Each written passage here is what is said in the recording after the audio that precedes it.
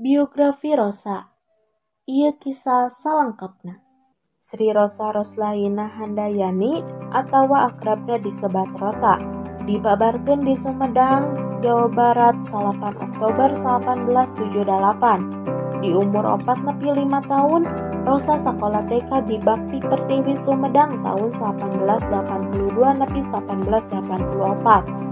Rosa sakola SD di SD Negeri Pakuwon 2 Sumedang tahun 1884 nepi 1880. Lulus SD, lajeng sakola SMP di SMP Negeri Hiji Sumedang tahun 1880 nepi 1883. Saatos lulus SMP, anjeunna sakola SMA di SMA Negeri Hiji Sumedang tahun 1883 nepi 1886. Lulus sekolah SMA, anjeunna lajeng kuliah S1 di Fakultas Ilmu Sosial dan Ilmu Politik di Universitas Indonesia tahun 1886 nepi tahun 2000. Rosa nyaeta anak kahiji ti Bapak Ukas Herawan Ibu Eni Kusmiani. Rosa oge ngagaduhan 2 rai pameget nyaeta Hendra Nur Cahyo sareng Iwan. Di kahirupan Rosa oge keluarga teh nyaeta jelema penting di kahirupana. 18 Maret tahun 2004 Rosa nikah sareng Surendro Prasetyo atau Yoyo.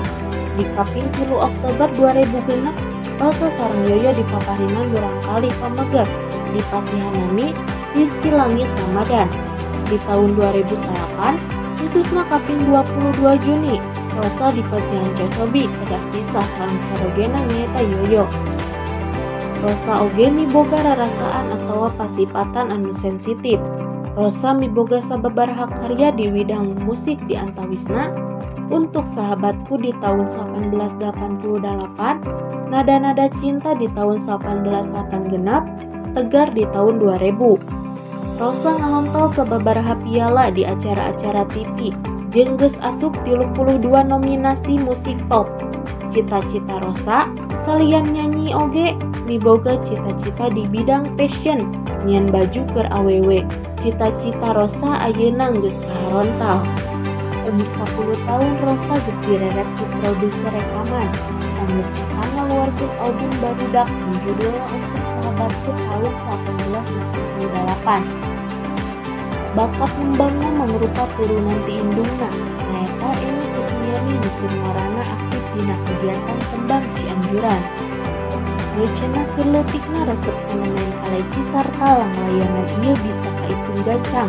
Tantuna, harita Rosa teh jadi bikin karesep babakurana. Manehna nonton di TV sarta lagu jadi karesep di pantaran rumaja. Rosa ngaku, yen manehna resep lagu-lagu slow sarta lagu sedih. Albumna nu katilu Tegar tahun 2000, Jieunan Meligu Slow.